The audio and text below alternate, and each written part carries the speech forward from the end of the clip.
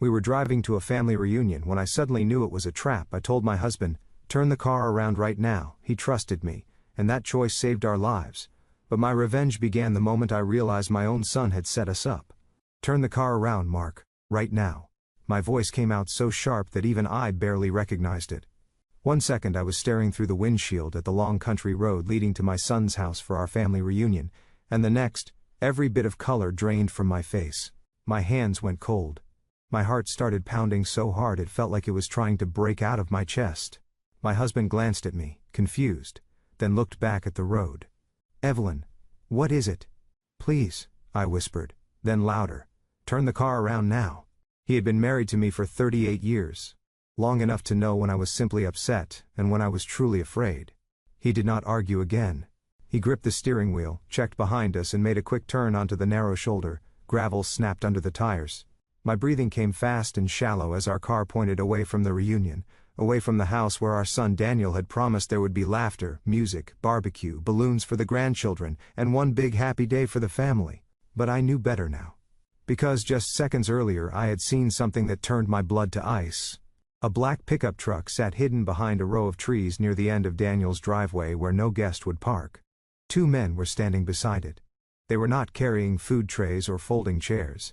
They were watching the road, watching our car, and one of them had lifted his phone to his ear the moment he saw us coming. And then my own son had stepped out onto the porch, looked straight toward our car, and did not smile. Why would a mother have to run from her own child, and what terrible thing was waiting for us if we had kept driving? "My name is Evelyn Carter. I am 66 years old, a mother of 2, a grandmother of 4, and until that day I believed the worst pain a child could give you was coldness. I had no idea a son could do something that would make his own mother fear for her life." As Mark drove faster down the road, he kept glancing at me. "Evie, talk to me." I turned in my seat and looked out the back window.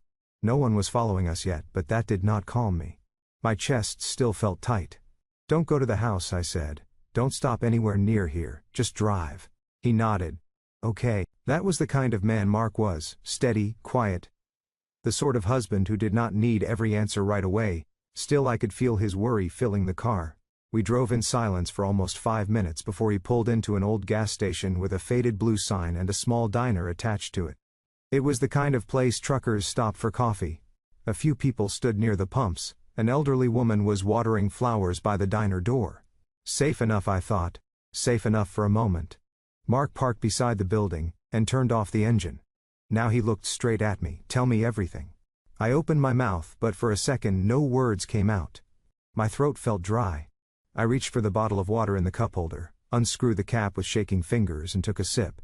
"I saw Daniel," I said. He frowned. "Well, of course you did. We were going to his house." "No," I said, "I saw his face." That made Mark go still. There are some things you only understand after building a life with someone. A stranger would not know what I meant, but Mark did. He knew I was talking about the look in our son's eyes. Daniel had my dark hair and Mark's strong jaw. As a boy he had the brightest grin in the world.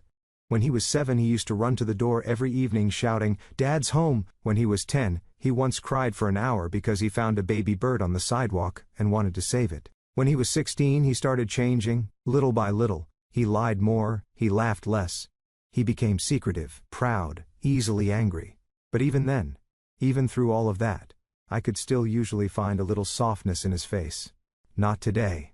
Today when he stepped onto that porch and looked at our car, his expression was hard, flat, almost waiting.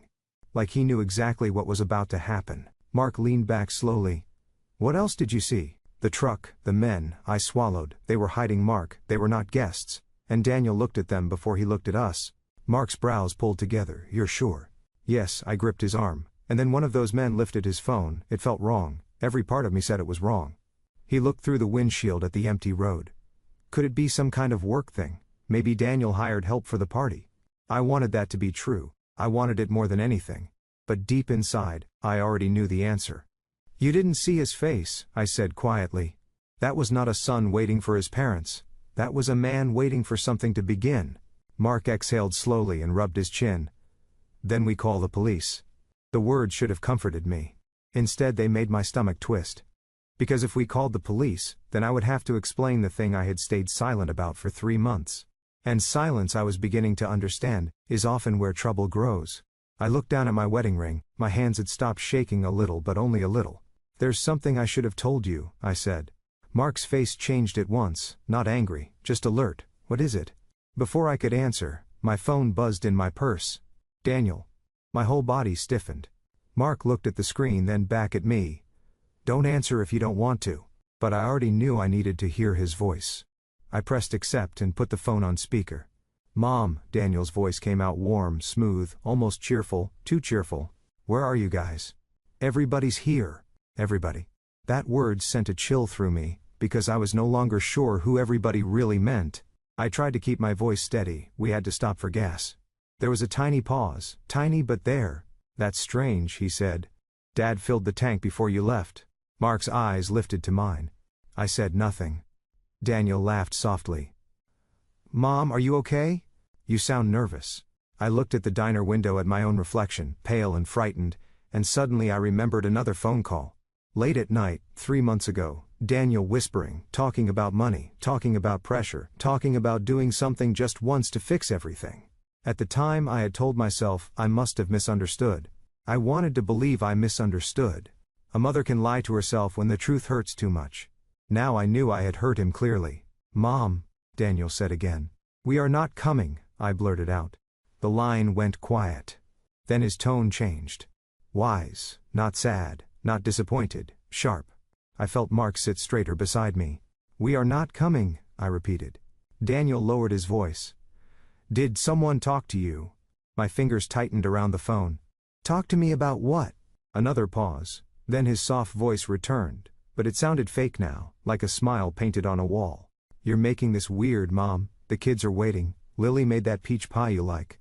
Lily was his wife, sweet on the outside, careful with her words, always hugging too long and smiling too big. I used to think she was just trying hard to be loved.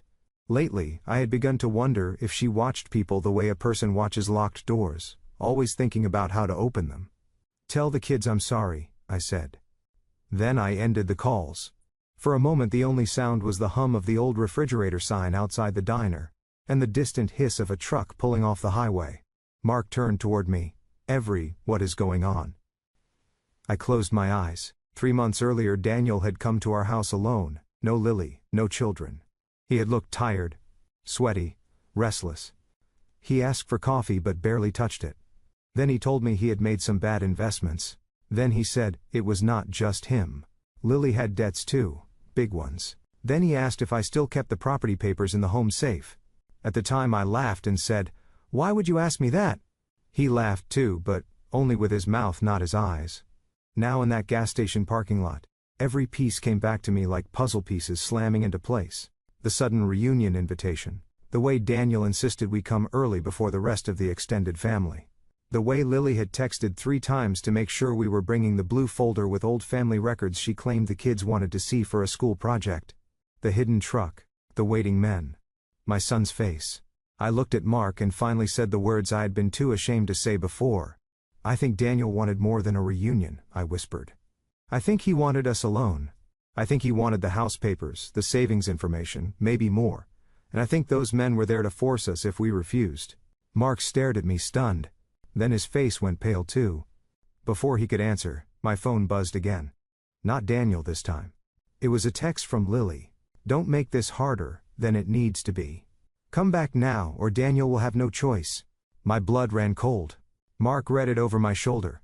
Then at that exact moment, a black pickup truck turned off the highway and rolled slowly into the gas station parking lot. And when the driver's door opened, I saw one of the men from Daniel's driveway step out and look straight at us. Mark saw the man at the same time I did. He did not shout. He did not panic. He just reached for the car keys again and said in a low voice, "Get down." I slid low in my seat so fast my purse spilled open across the floorboard. Lip balm tissues, my reading glasses, a packet of peppermints, all of it scattered near my shoes. My heart hammered so loudly I could barely hear anything else. Through the side window, I saw boots crossing the cracked pavement of the gas station. Slow steps, calm steps. The kind that belong to someone who believes they already have control. Mark started the engine. The black pickup stopped 2 rows away, blocking the easiest path out. The man who stepped out was tall and broad in the shoulders. He wore a faded brown jacket and a baseball cap pulled low. From where I sat, I could not see all of his face, but I did not need to. I knew that body. I knew that walk. He was one of the two men hiding near Daniel's driveway. The diner door opened behind us. A waitress came out carrying a tray of empty glasses, saw the truck, saw our car and slowed down. The old woman with the flowers had stopped watering. Even the air seemed to freeze. The man lifted one hand like he was greeting a friend. Mark put the car in reverse. The man's smile disappeared. Then another truck pulled into the lot behind us. My breath caught so hard it hurt. "They boxed us in," I whispered. Mark's jaw tightened. "Not yet." He turned the wheel sharply, drove backward over the curb, and cut across a patch of dry grass behind the gas station. The car bounced so hard I hit my shoulder against the door. I grabbed the handle above the window, and held on. A trash can flew sideways in the mirror. Someone shouted. The black truck roared to life behind us. We shot past the diner and onto a smaller side road that ran behind the station. Gravel sprayed under the tires. My husband was not a man who drove wild. He obeyed speed limits. He used turn signals on empty roads. But in that moment he drove like a man who understood that our lives mattered more than rules. I twisted around in my seat and looked back. The truck was following us. "Call 911, Mark said. My fingers fumbled over the screen. I hit the wrong button twice before I finally made the call. The operator answered, calm and clear, and I tried to explain through my shaking breath that we were being followed near Miller County Road, that we had reason to believe men were trying to stop us, that our son's family reunion might have been a setup. Even to my own ears it sounded unbelievable. The operator told me to stay on the line and keep describing where we were. I did. I read street signs. I described the truck. I told her there were at least two men, maybe more. I did not mention Daniel's name at first. Saying it out loud felt like swallowing broken glass. The road curved through open fields and thin trees. The truck stayed close enough for me to see dust rolling off its hood. Then it sped up. "Mark," I said, my voice cracking. "They're getting closer." I knows. Ahead of us the side road split. One way led toward town. The other cut deeper through older farmland and empty storage buildings. Mark took the town road without hesitation. The truck followed. I pressed the phone closer to my ear. The operator said deputies were on the way, but the nearest patrol car was still several minutes out. Several minutes. It sounded like forever. Then my phone beeped with another call coming through. "Daniel." I ignored it. Then, "Lily." I ignored that too. Then Daniel again. Mark glanced at me for half a second, put it on speaker. I answered. "Mom, stop this right now," Daniel said, and the fake scared. I stared ahead at the road. "You sent men after us." "No," he snapped. "I sent friends to bring you back before you ruined everything." Everything. The word struck me like a slap. "What did you plan to do?" I asked. "Scare us, corner us, take our papers, take our money." "It was not supposed to be like this," he said. That hurt more than if he had shouted. Not because it made things better, but because it proved they were real. Mark kept driving, eyes fixed on the road. I said, "Then tell me exactly what it was supposed to be." Daniel's breathing came through the speaker hard and uneven. For a moment I heard voices in the background, Lily saying something sharply, a child laughing far away that almost made me cry. Children were there, our grandkids were there, near whatever ugly thing their parents had built. Then Daniel spoke again, lower this time. "You were just supposed to sign some things." My hand shook so badly, I nearly dropped the phone. "Sign what?" "Transfer papers, loan papers, temporary authority forms." It was only until I could fix the business mess. Mark let out one bitter breath through his nose, but said nothing.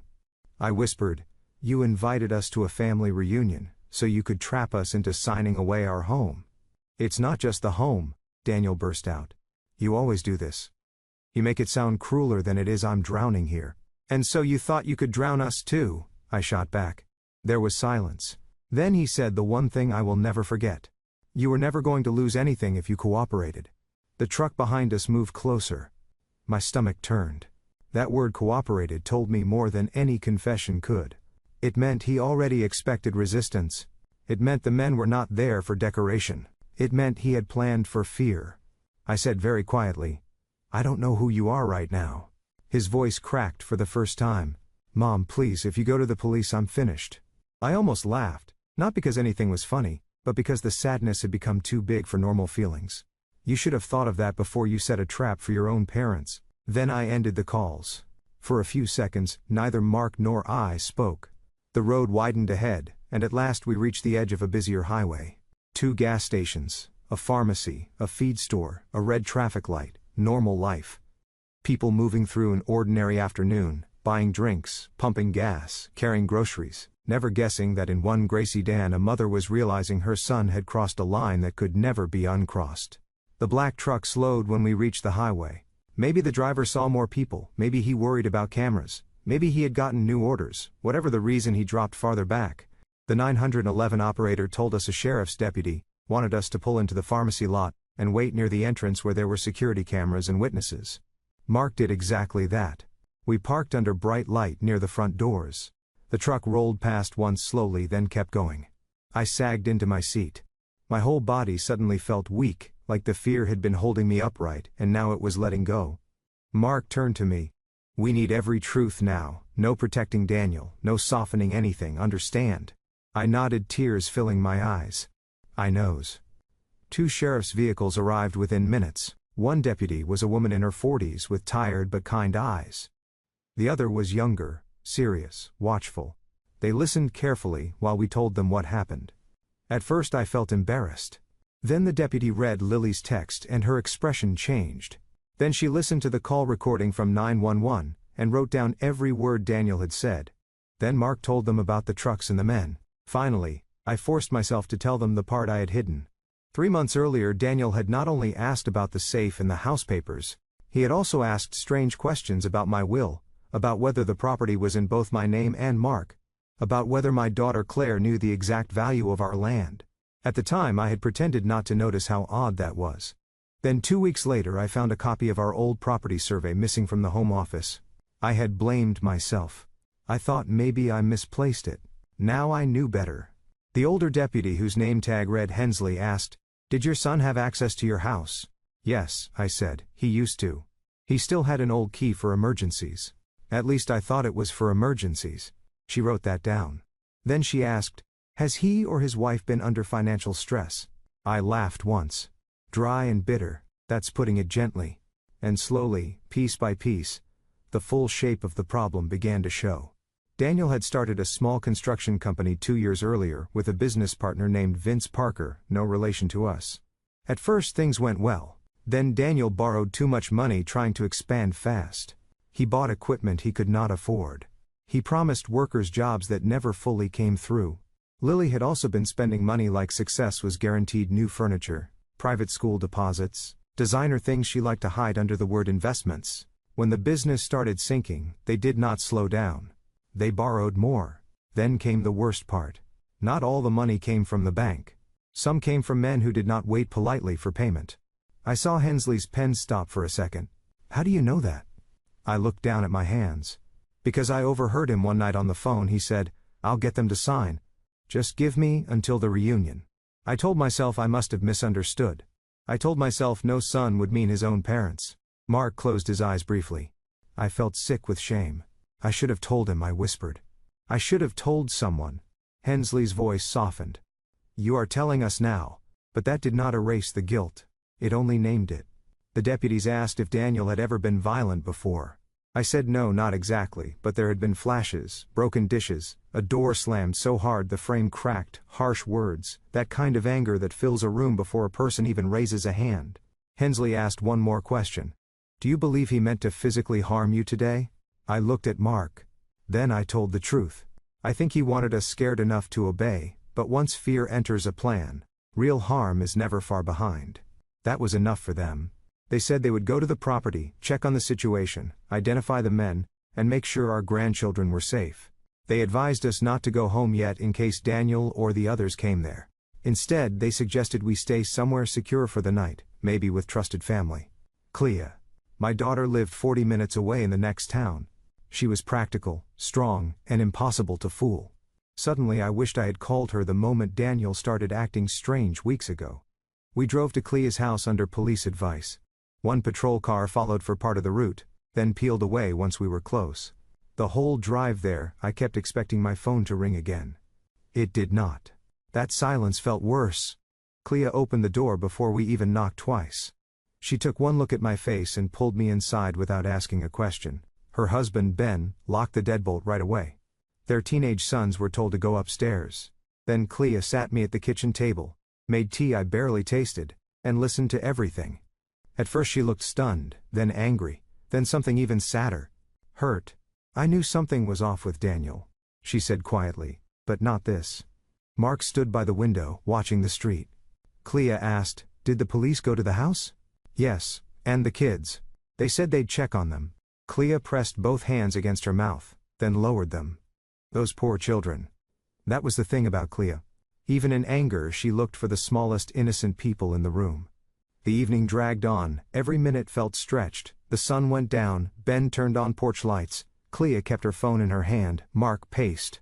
I sat at the table thinking about Daniel at 5 years old, Daniel at 10, Daniel at 18, Daniel on his wedding day, Daniel holding his first baby, and every memory kept crashing into the next one, until I could not separate the son I loved from the man who had set a trap. At around 8:30, Deputy Hensley called. I put her on speaker. Her voice was calm, but there was an edge under it. We went to the reunion address. Most of the guests had already been sent away. "Your grandchildren are safe. They're with a neighbor right now while we sought out next steps." I nearly cried from relief. "And Daniel?" Mark asked. There was a pause. "Your son is not at the house." The kitchen went still. "What do you mean, not there?" Clea asked. "He left before we arrived," Hensley said. "His wife is there. She claims this was a misunderstanding and says the men were only business associates helping with events set up. However, one of the trucks we were given has now been found abandoned near a service road. We are still looking for the driver and for Daniel."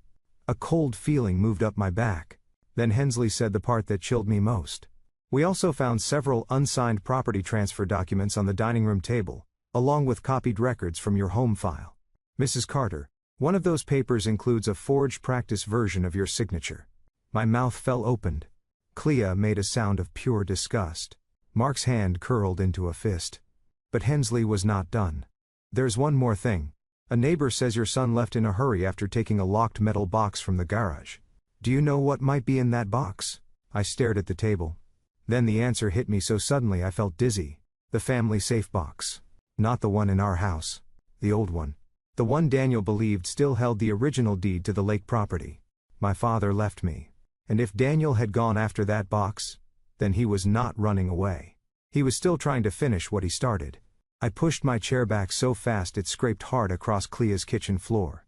"He thinks the deed is in that box," I said. Mark turned from the window. "Are you sure?"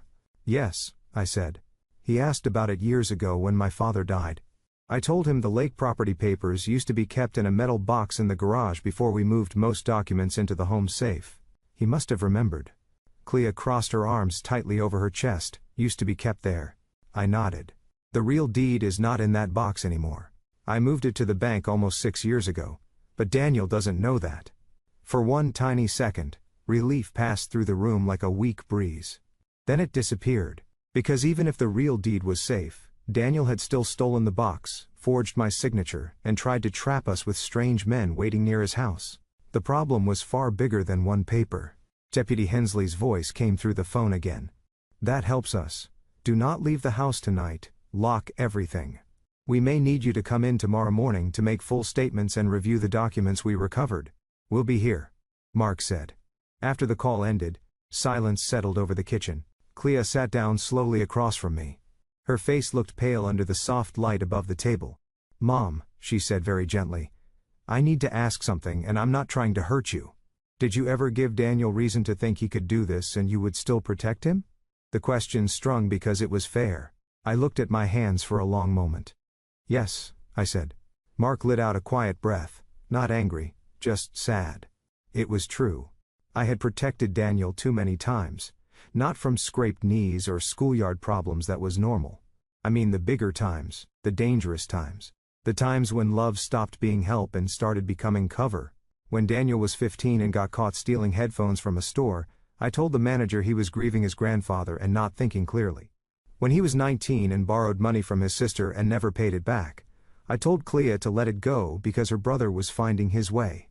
When he was 27 and shouted at Mark during Thanksgiving dinner over a loan, I made dessert, changed the subject, and acted like the room had not just cracked down the middle. Each time I told myself I was keeping the family together. Now I saw what I had really done. I had taught my son that messes could be softened, explained away, hidden under the tablecloth until company left. Clea did not say I told you so, she did not need to. The truth was already in the room. Ben cleared his throat. We need a plan for tonight. That pulled us back to the present. He checked the locks again.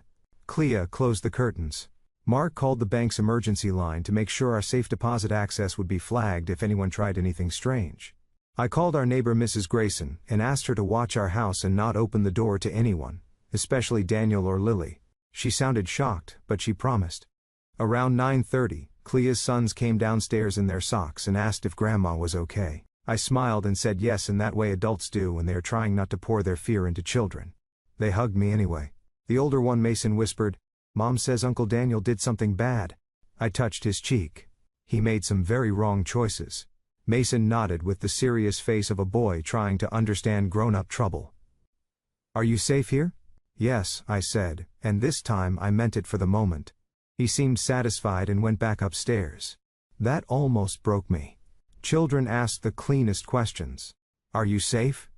Are you okay? Did someone do something bad?" Adults buried the same questions under layers of pride and excuses.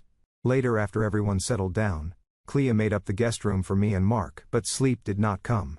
I lay awake staring at the ceiling fan turning slow circles in the dark. Beside me, Mark's breathing stayed uneven. I knew he was awake too. After a while he said quietly, "I keep replaying the road." "So do I. If you had not seen that truck." I turned onto my side. "I know." The rest of the sentence stayed unspoken.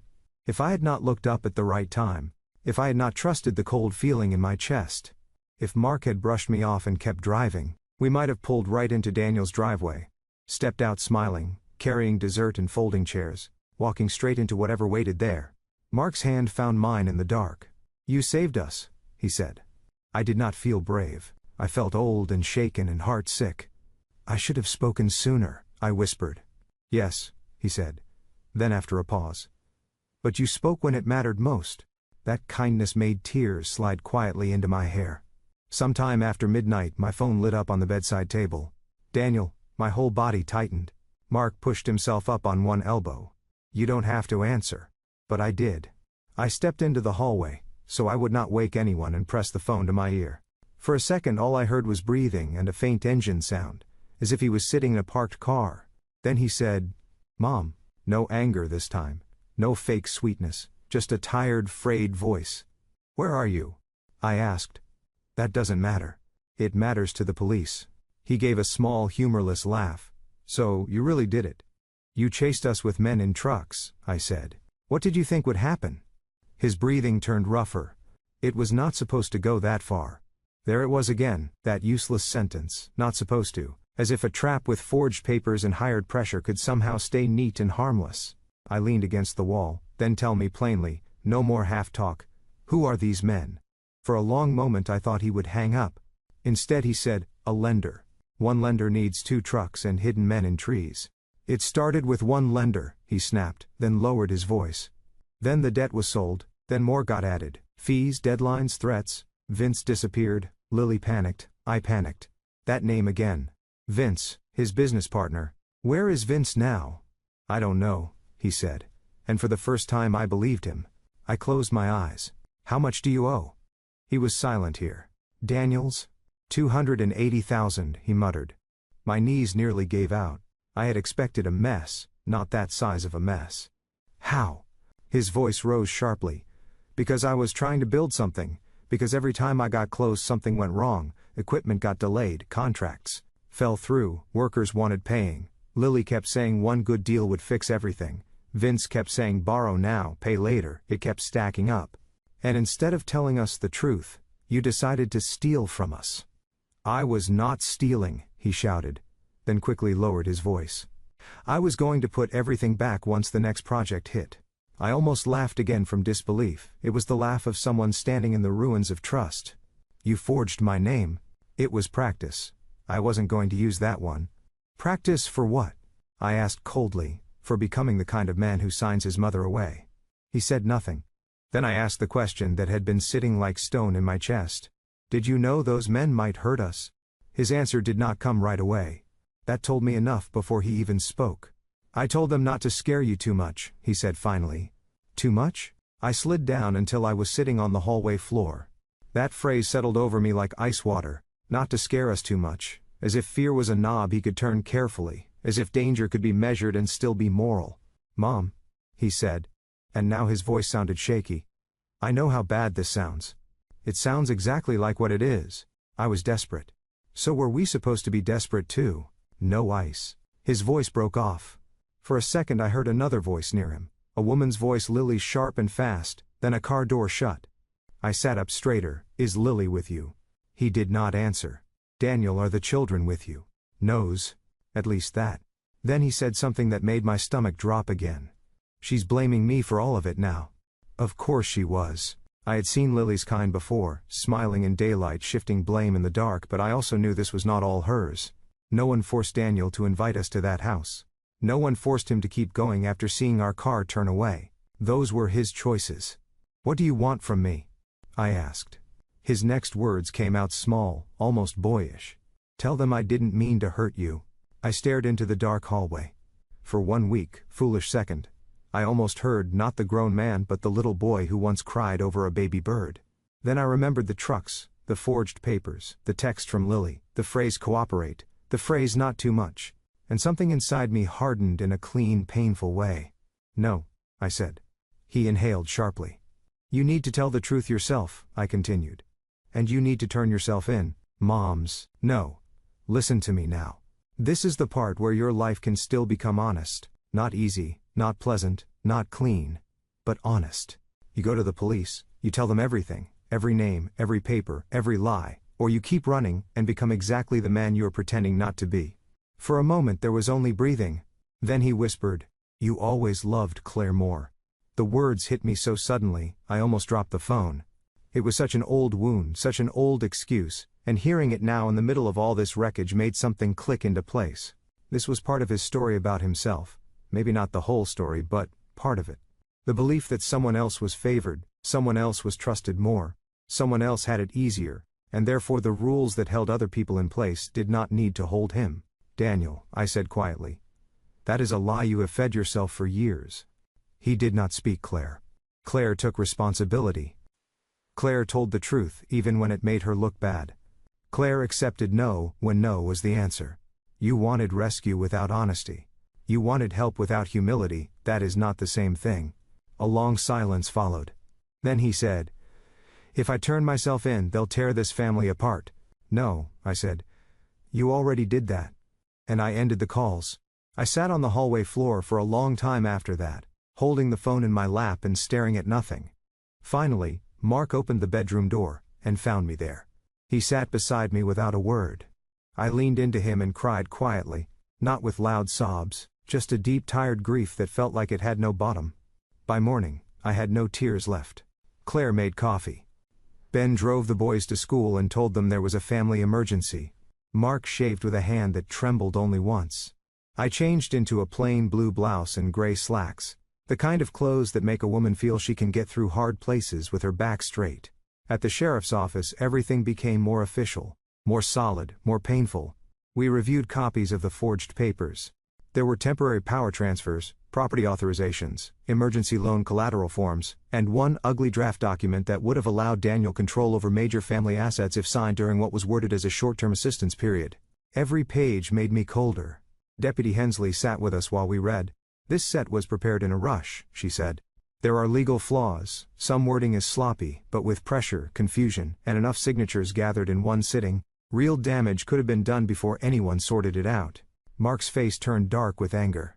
I just kept turning pages. Then we got to the sheet with my forged practice signature. There it was. My name stared at it so long the letters stopped looking like mine. Hensley asked if I recognized the handwriting in the notes around the page. I did. Some of it was Daniel's, some of it I was almost sure was Lily's. And then came the part I had not expected. Hensley slid over a photo taken from Daniel's dining room table before evidence was collected. In the corner of the picture, half covered by a legal pad, was a yellow note card. My breath caught. I knew that card. It was one of mine. I used yellow cards for recipes, reminders, birthdays, little household notes. This one had been in my kitchen drawer a month ago.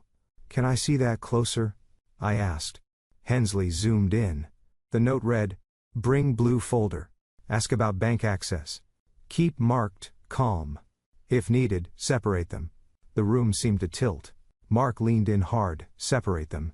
My mouth went dry. That was not just about papers anymore. That was a plan for control, for division, for making one parent easier to pressure without the other in the room.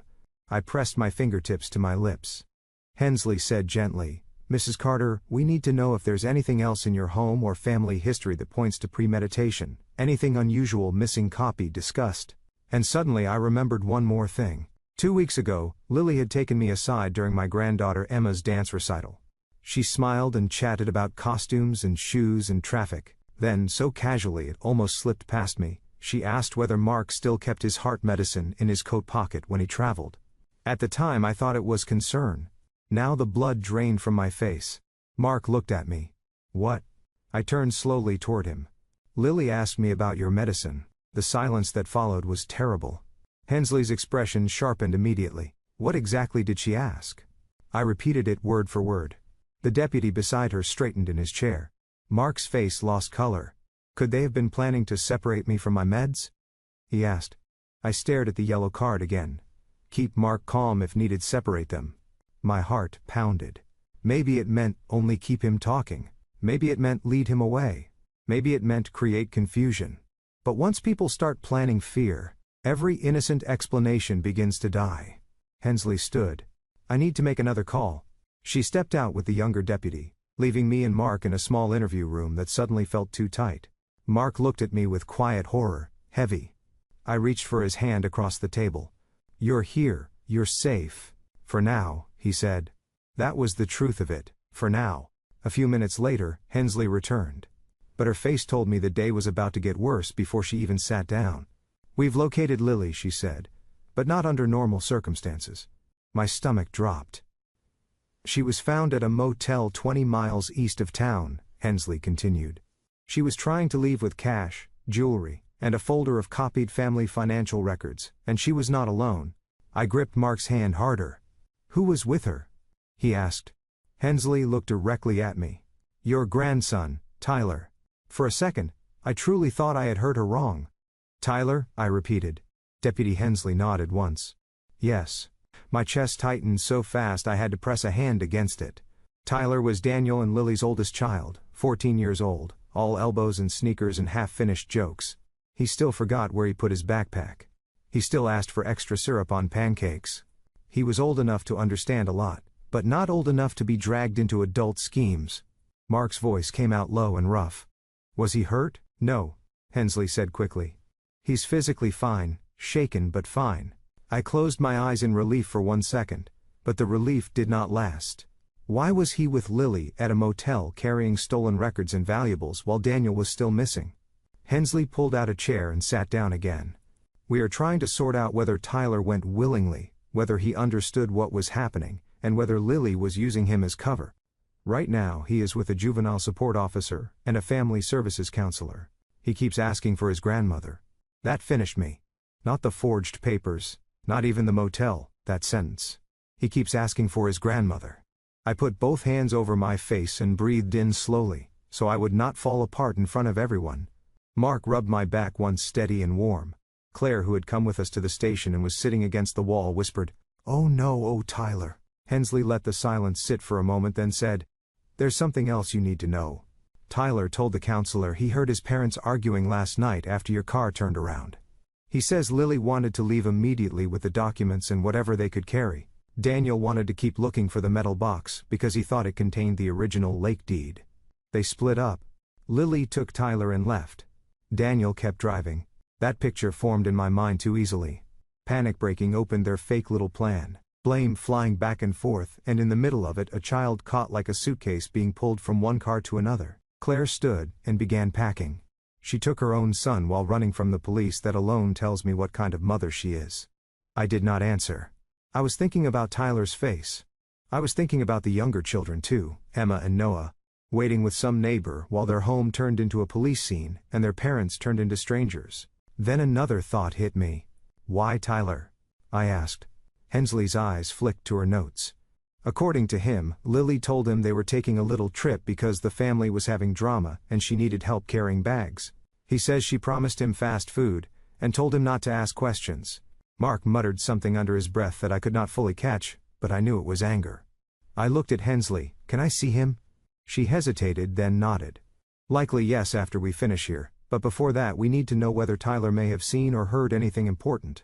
I sat up straighter and forced myself back into the room. Ask me. She turned a page. Has Tyler ever been used before to pass messages, carry papers, unlock doors, things like that? At first I wanted to say no. Then I remembered little moments that had seemed harmless at the time. Tyler arriving with envelopes. Tyler being sent into our house ahead of everyone else to grab Grandma's pie dish from the kitchen.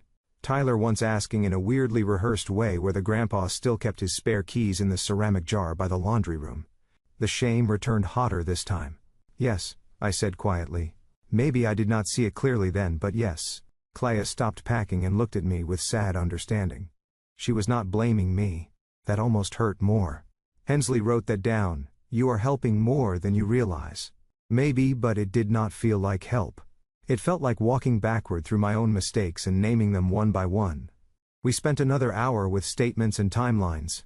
The station felt cold, too bright, full of footsteps and ringing phones and doors opening and closing. At some point someone brought paper cups of coffee. I took one and forgot to drink it. Finally, near noon, Hensley led us to a smaller room with softer chairs and a box of tissues on the table. A counselor stood by the window and sitting beside her, shoulders hunched, was Tyler. The moment he saw me he burst into tears. I was across the room before I even knew I had moved. He stood and crashed into me, all lanky arms and fear and child smell, and held on so tightly my heart ached. I wrapped both arms around him and said the only thing that mattered first.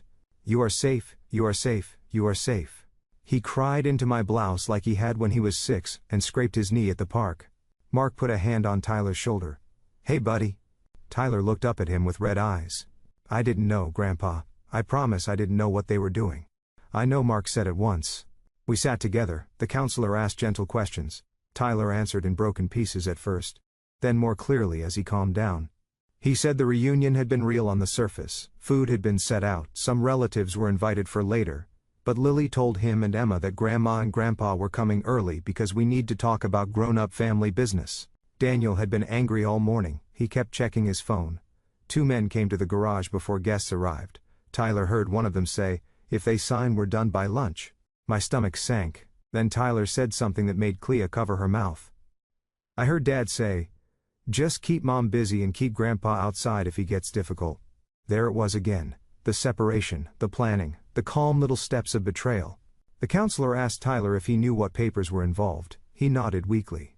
I saw Grandma's name on a bunch. Mom said it was just for a loan and Grandpa was too stubborn to understand grown-up business. My throat hurt. Then Tyler told us about the argument. After we turned around and left, Daniel threw a chair on the porch. Lily screamed that he had ruined everything by letting us get too close to the hidden truck. One of the men shouted that time was up and somebody else would collect what was owed if Daniel could not. That's somebody else. Even now, we still did not know who sat above all this mess. Tyler said Daniel drove off looking wild and angry, and Lily rushed through the house throwing jewelry, cash and folders into bags. When Tyler asked what was happening, she told him they were going on an adventure and that he was the strong one she could count on. That phrase made my hands clench. Children want to be useful. That is why selfish adults use them so easily. At that point, the counselor paused the questioning because Tyler was getting overwhelmed. I held his hand while he drank water. He would not let go of my fingers. Then he looked at me and asked the question I had dreaded. Is Dad going to jail? Nobody spoke for a second. You can lie to children to protect their bedtime. You should not lie to them when their world is already falling down. I stroked his hair back from his forehead. Dad did something very wrong. The police have to deal with that. Tyler's chin trembled. But he's still my dad. I know, I said softly. And loving someone does not make what they did okay. That made him cry again, but quieter this time, with the sad understanding of someone learning one of life's worst lessons too early. Before we left the room, I bent down and looked him right in the eye. None of this is your fault. Not one bit, do you hear me? He nodded. Your job now is to tell the truth. That is how good people begin cleaning up bad messes. He whispered okay. And I think that was the moment I understood what my revenge truly needed to be. Not yelling, not spite, not ruining people for the joy of it. Truth, truth in bright rooms. Truth on paper. Truth in front of judges and children and family members who had been fed lies. Truth that could not be sweet-talked away. That would be my revenge. The afternoon moved fast after that. Claire took Tyler home with her so he could be somewhere safe and quiet with people who loved him. Family services began arrangements for Emma and Noah too. Lily was being held for questioning. Daniel was still nowhere. By 3 o'clock I was exhausted down to my bones. But I refused to go home. Instead I told Mark and Claire I wanted one thing before the day ended. I want every lock changed, I said. Mark nodded immediately. And I want the whole family to know why. Claire blinked. You want to tell everyone today? Yes. Both of them stared at me. A week ago I would have begged for privacy. I would have said, let's keep this quiet. Let's protect the grandchildren. Let's avoid scandal. Let's give Daniel room to explain. But secrecy had already done enough damage. No more hiding, I said. No more protecting lies with silence. Mark's face softened, and under all the pain I saw a little pride there. So that evening, with the sheriff's office aware, and our lawyer already contacted, we gathered what immediate family we could by phone and video call. My sister Ruth, my cousin Janet, Daniel's younger brother-in-law, Claire's husband beside her, a few others. No gossip chain, no dramatic performance. Just the people who needed truth before 4 stories reached them first. I sat at Claire's dining table with my back straight and told them. I told them there had been a trap disguised as a reunion. I told them forged papers were found. I told them Daniel had involved outside men connected to debt. I told them Lily had fled with stolen records, and Tyler in tow. I said the grandchildren were safe. I said we were cooperating with police. I said there would be no more pretending. The reactions came in waves.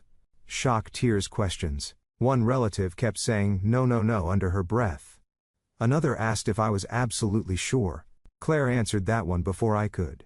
Ruth cried openly, and then apologized for crying, which made me want to cry too. Janet asked the practical questions about custody school, and whether the children would need overnight bags from the house. Not one person defended Daniel once they heard the facts plainly. That mattered.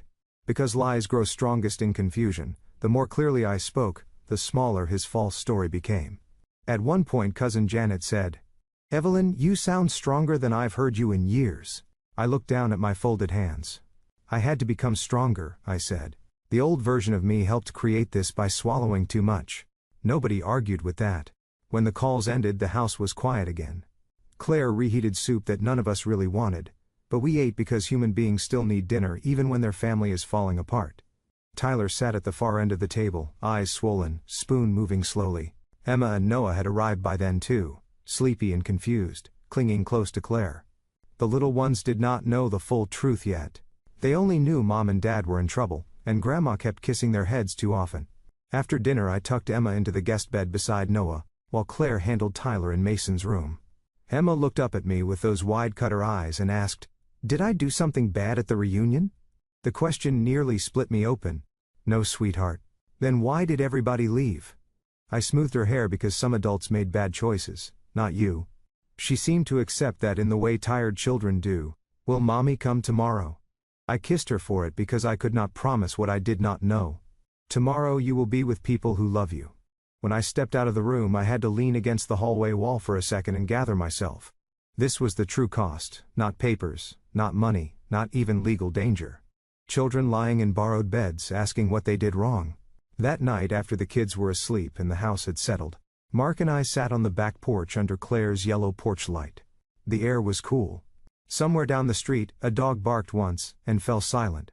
Mark held a mug of tea gone cold between his hands. "You were right," he said quietly. "About what?" Silence. He looked out into the yard. "We both used it. You more than me maybe, but I did too. I let things slide because I thought peace was the same as healing." I nodded, "So did I." He turned to me, "Not anymore." "Not anymore," I agreed. This is the kind of moment in a story where I would tell you to breathe and think about your own life for a second, because families do not break all at once.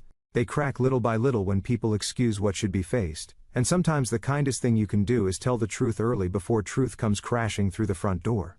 If this part touches your heart, hold on to that thought because mine still had one more hard test waiting. At around 10:15, Deputy Hensley called again. I answered at once. Her voice was clipped and urgent. "Mrs. Carter, we've located Daniel's truck." I stood up from the porch chair so fast it tipped backward.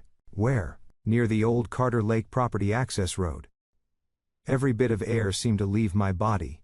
The lake property, my father's land, the place with the small cabin, the tools shed, the fishing dock, and the old storm cellar under the hill. A place Daniel knew from childhood, a place quiet enough to hide in, a place tied directly to the deed he thought he needed. Mark was on his feet now too, reading my face before I even put the phone on speaker. Hensley continued. "There are signs someone is there, possibly armed, and we found something else at the scene." My voice came out thin. "What?" "A handwritten note left under the truck windshield. It appears to be for you." I gripped the phone harder. "What does it say?" There was a brief pause and then she read it. "Come alone, Mom, you owe me one last conversation." And under that, in Daniel's writing, were 6 words that made my blood run cold. "Bring the real deed or else." I stared into the dark yard so hard that for a second I could not see anything at all. "Bring the real deed or else." Mark took the phone from my hand and put it on speaker. "Deputy. What does or else mean? Did he say who he's threatening?" "We don't know yet," Hensley said. "That's why I need you both to stay where you are. Do not go to the lake property. We are sending officers there now." But even before she finished, I knew exactly what Daniel was doing. He was reaching for the oldest trick in a broken family. Fear, make the mother panic, make her think only she can fix it. Make her rush in alone carrying the thing he wants. And for the first time in my life, I was not going to let my son use my love that way. "We are not coming," I said firmly. "And I'm not bringing anything." "That is the right choice," Hensley said. "Stay available. We may need to ask about the property layout." After the call ended, Mark picked up the porch chair and set it back on its legs. "You're shaking," he said. "I knows. Sit down." "I don't want to sit down." I wrapped my arms around myself and looked toward the dark line of trees beyond Claire's backyard. "He used to fish there with your father," I said softly. "He used to beg for one more hour on the dock every summer." Mark's face tightened. "That boy is gone right now." I swallowed hard maybe. But the man he became still knows exactly which memories to use against me. Claire stepped out onto the porch, having heard enough from the kitchen to understand something bad had happened again. When I explained, her eyes flashed with anger. "He wants you scared and alone," she said, "so we do the opposite." And that is what we did. We went inside. We spread an old county map on Claire's dining table. I marked the dirt access road, the cabin, the dock, the storm cellar, and the side trail that cut through the trees toward the back of the property. Mark told them where the gate tended to stick. I told them where Daniel would likely hide if he wanted to watch the road before being seen. Deputy Hensley stayed on the phone while other officers moved in. Every minute felt like 10. Nobody touched the tea Claire made. Tyler stood in the hallway in his socks, face pale, listening even though he was supposed to be in bed. I finally brought him into the kitchen and sat him beside me, because pretending children do not hear things does not stop them from hearing. At last Hensley called back. Her voice was lower, now controlled. "They found Daniel in the cabin." My fingers tightened around the edge of the table. "Is anyone hurt?" "No one is hurt. He had no firearm. He did have the metal box, your copied records, and several papers spread across the table. He also had your husband's old pill organizer." Mark went still. I closed my eyes so it had been real. The questions about his medicine, the note about keeping him calm, separating us. Maybe Daniel planned only to control him, maybe not.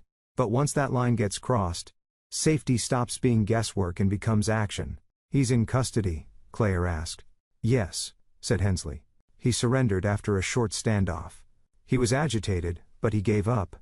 The whole room seemed to exhale at once. Then Tyler asked in a tiny voice, "Did Dad say anything?" Hensley was quiet for a second before answering. "Yes. He said he wanted to talk to his mother." Tyler looked down. I took the phone back. "I'll come tomorrow." Mark turned sharply, heavy. "I said tomorrow," I replied, meeting his eyes, "at the station in daylight with the truth sitting between us." Hensley agreed that would be safer and wiser. We ended the call. Then the house fell into that strange hush that comes after danger changes shape. The chase was over, the hiding was over, But pain was not over, the hardest part had simply become different. That night I slept for barely 2 hours. In the morning I dressed carefully, not because clothes could save me, but because dignity matters when your heart is trying to fall apart. I wore a cream blouse, a navy skirt, low shoes, and my late mother's small pearl earrings. I wanted to look like myself, solid and plain and impossible to bully. At the station they took me to a private room. Daniel was already there with his wrists free now, but his future no longer free at all. He looked terrible. His hair was messy, his eyes red, his face gray with exhaustion.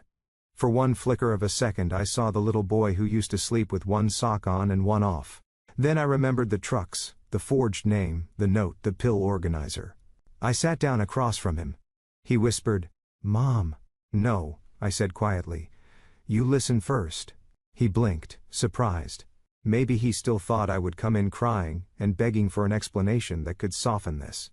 But that mother had stayed back on the road when she told her husband to turn the car around. "You set a trap for us," I said.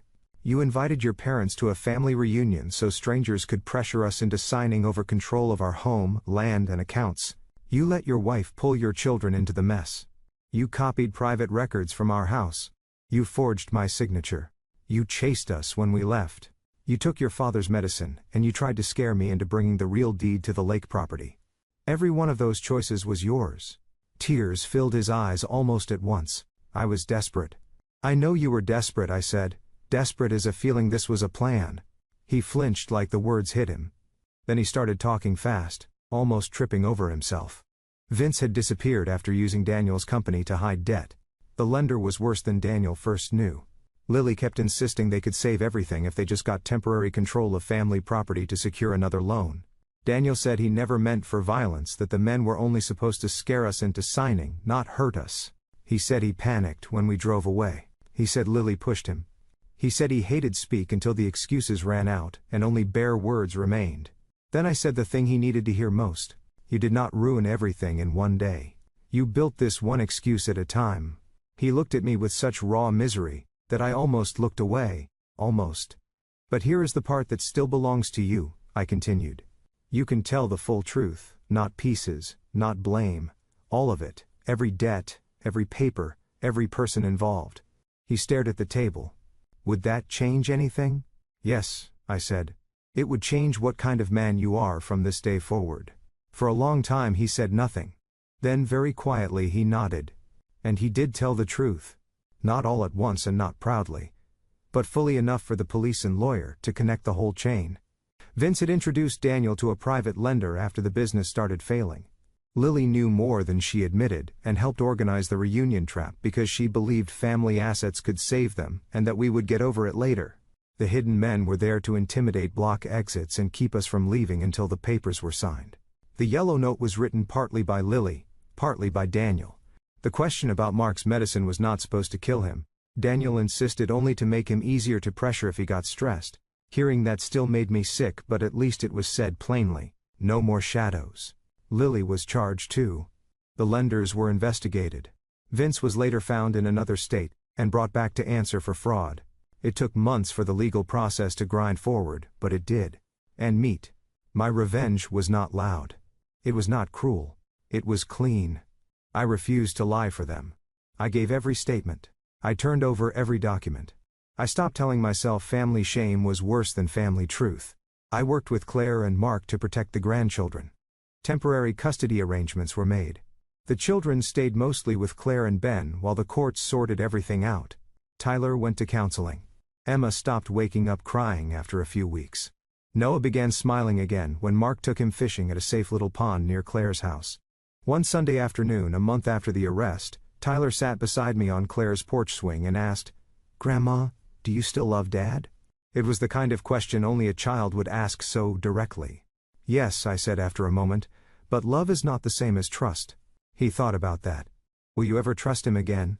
I looked out at the yard where Emma and Noah were chasing bubbles. "Not in the old way," I said. "Trust has to be rebuilt with truth, and truth takes time." Tyler nodded slowly. "I think I get that." He did get it too young, but he got it.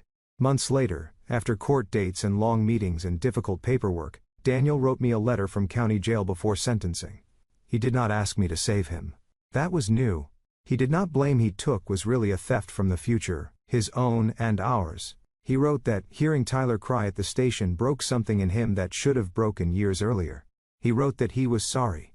I cried when I read it. Not because it fixed everything. It did not. But because it was the first honest thing he had given me in a very long time. I wrote back only once before sentencing.